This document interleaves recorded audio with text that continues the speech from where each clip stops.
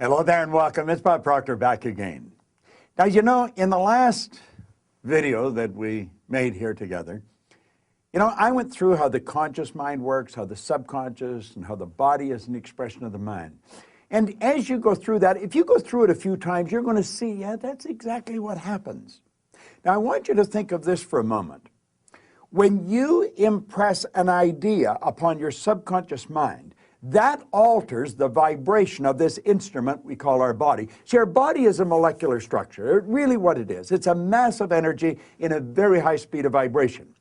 Now, we invented a word to describe our conscious awareness of vibration, and that word is feeling. If you ask a person, how are you today? They'll say, well, I'm feeling fine, or I don't feel that good, I feel great. You never hear a person say, oh, I'm consciously aware of being emotionally involved with a negative idea, so therefore I've moved into a negative vibration. But that's exactly what happens. So, you see, as we start to understand this, and we become aware that we're not feeling too good, we can change it. Now, it takes a little training, but you can do it. We are really in charge of how we feel. Now, we let other people upset us, but we don't have to let other people upset us.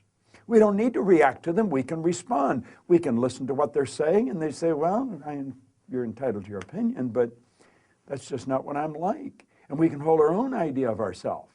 You see, it's important that we grasp how the mind works and that we understand the relationship of the body to the mind and the mind to the body.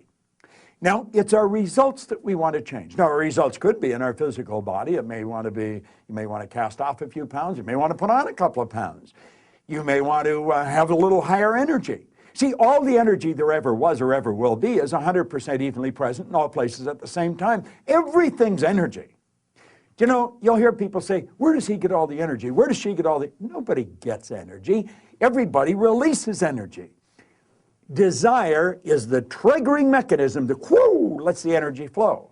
Now, let's go back and have a quick review. Here you've got the little stick person here. There you've got the conscious mind, and remember, you have the sensory factors hooked up to the conscious mind. And then you have the subconscious mind, and then you have the body. Now, the conscious mind has the ability to choose thoughts. Those thoughts turn into pictures. We turn the pictures over to the subconscious mind, and then the subconscious mind expresses the action, all right? Now, what is the problem?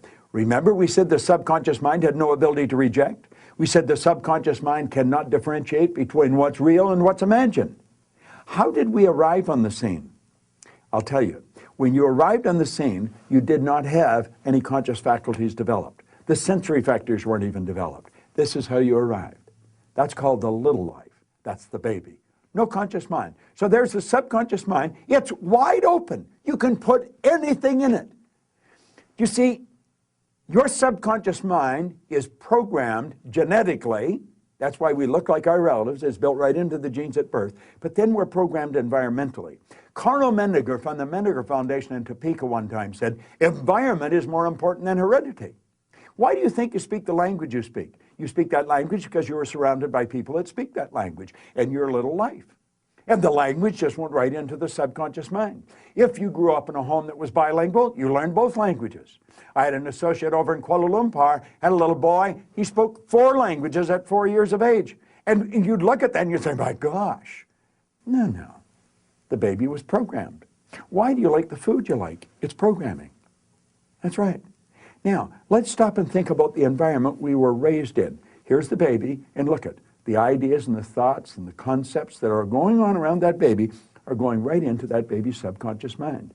Now, through repetition, over and over and over again, and remember, the baby's getting it all day, all week, every week, all month, every month, all year, and this goes on for 4 or 5 years.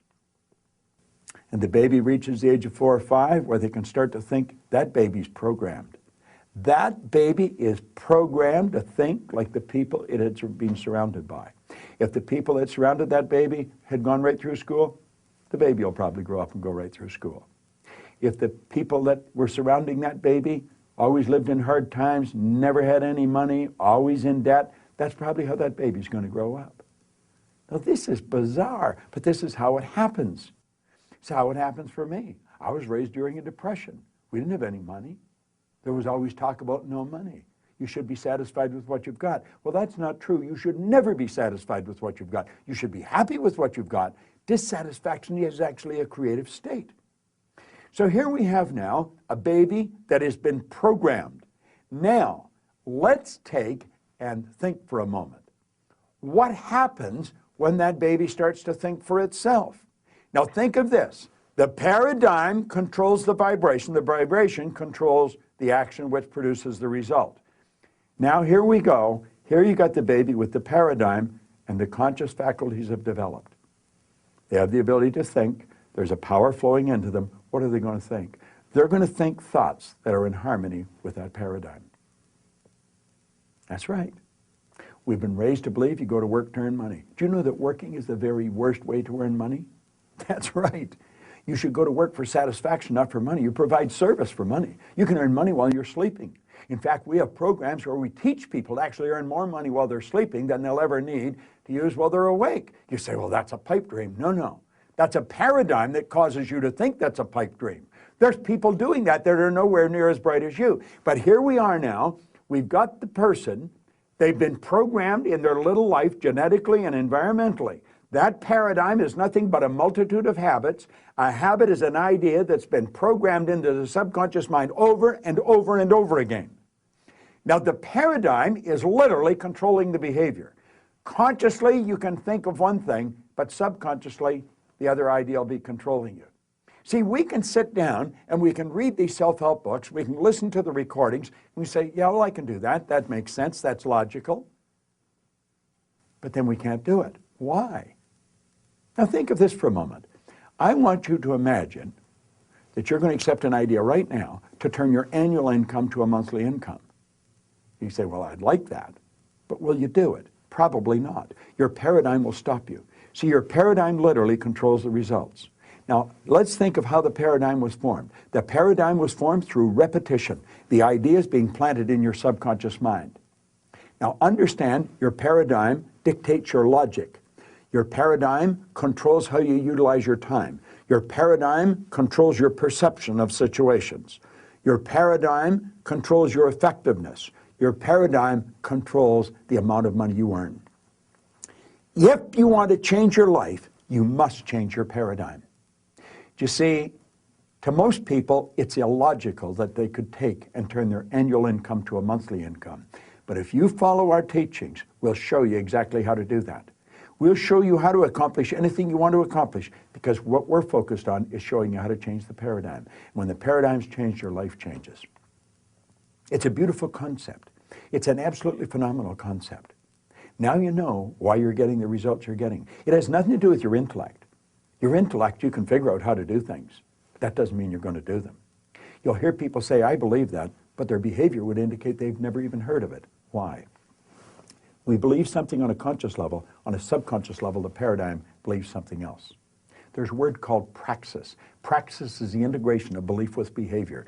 We've got to take the beliefs that we have consciously, that we determine by thinking, and plant them in the place of the old belief. See, I used to believe that I couldn't do anything better than I was doing. I felt fortunate that I was on the fire department. The idea of building a company that operated all around the world, furthest thing from my mind. But you know something? As I changed my paradigm, my whole world changed. That's what we do. That's what it's all about. You've got to change your paradigm if you want to change your life. Now, you can study all you want. If you don't gain an understanding how to alter that program, and that's what the paradigm is, it's a program. It's a multitude of concepts that are fixed in your subconscious mind that literally control your behavior. It's a beautiful concept to understand. It's a terrible one if you don't understand it, because it literally controls your life. Why do you think most people go right through their life and keep getting the same results year after year after year? Well, it's just the way it is, and they don't know. We should be taught this in school, but we're not. How is the paradigm formed? Through the repetition of information. How's the paradigm changed? Repetition of information. Now let's suppose you're having a difficult time with money. You find that you got more going out than coming in. You've got to change your concept about money. How do you do that? Through the repetition of an idea. That's where affirmations comes in. I'll give you one that I've been using for years. I am so happy and grateful now that money comes to me in increasing quantities through multiple sources on a continuous basis. I am so happy and grateful now that money comes to me in increasing quantities through multiple sources on a continuous basis. You don't just say that once or twice. You've got to repeat that maybe 1,000 times a day, every day for maybe 90 days. And you'll start to change your whole concept about money. Wealthy people all have multiple sources of income. Now, I'm going to tell you what happened to me. I drove around with a battery-operated record player and a long-playing record. And I played it over and over again every day for probably a couple of years. This was so totally illogical. It was behavior. Everybody thought I was losing it. And I'm reading the same book every day, Think and Grow Rich. As a matter of fact, I'm still reading the same book. And it was the repetition of Earl Nightingale's information and the book that changed the paradigm. I didn't know what I was doing. I didn't understand what I was doing, but I did it. Do you know, I had a man come up to me in the Waldorf Hotel in New York, the Waldorf Astoria, at the end of a 3-day program, and he said, "Bob, I really want to thank you for what you've just given to me." He said, "For the first time in my life, I've understood how I accomplished what I did." I said, "What did you do?" He said, "I won the gold medal in the decathlon in the Olympics in Melbourne, Australia in 1957. That's right. Milt Campbell. And he said, "I never understood how I did it." He said, "The next time you run a seminar, I want to bring my boys." And he did. Milt and I became great friends. In fact, Milt has a key to our house. He can come stay there anytime he wants. I live in Toronto, he's in New Jersey. But here was the top athlete in the world, the very best athlete in the world. He didn't understand how he got there.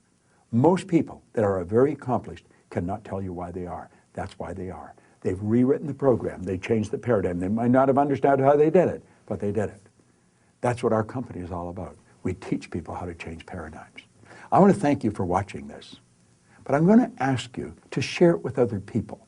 Share it with them. Say, "Come and watch this." Start a rapport. Build a rapport with people, you know. It's a great way to live, and this is great information to understand. Thanks for listening. It's Bob Proctor. I enjoy sharing it with you.